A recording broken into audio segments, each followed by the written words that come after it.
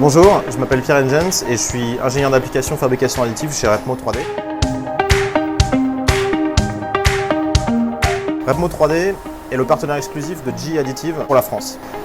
GE Additive, c'est plusieurs technologies de fabrication additive métal. D'un côté, Arcam EBM pour le faisceau d'électrons et de l'autre, Concept Laser pour la fusion laser. Aujourd'hui, on va s'intéresser à Concept Laser et à sa gamme de petite taille, donc la M-Lab, il se présente.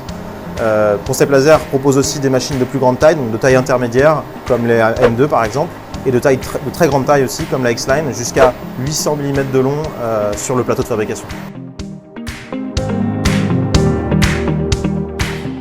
Donc cette machine est basée sur la technologie de fusion laser sur lit poudre, c'est-à-dire qu'on va venir créer une pièce couche par couche en venant étaler de la poudre de métal avec un racleur et venir fusionner localement avec un laser la pièce.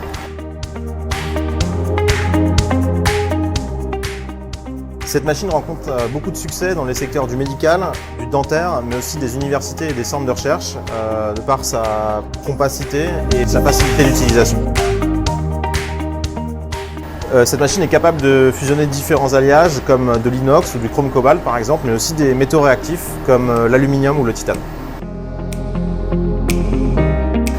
Donc, les caractéristiques principales de cette machine sont son volume de fabrication qui est de 100 mm3 et la puissance du laser de 200 watts.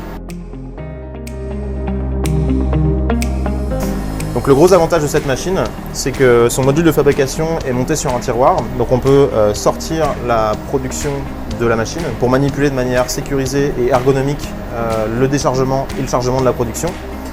Ça permet également des changements de matière beaucoup plus rapides. Cette machine peut aussi être équipée d'une boîte à gants pour manipuler les matériaux réactifs comme l'alu ou le titane de manière sécurisée et ergonomique également.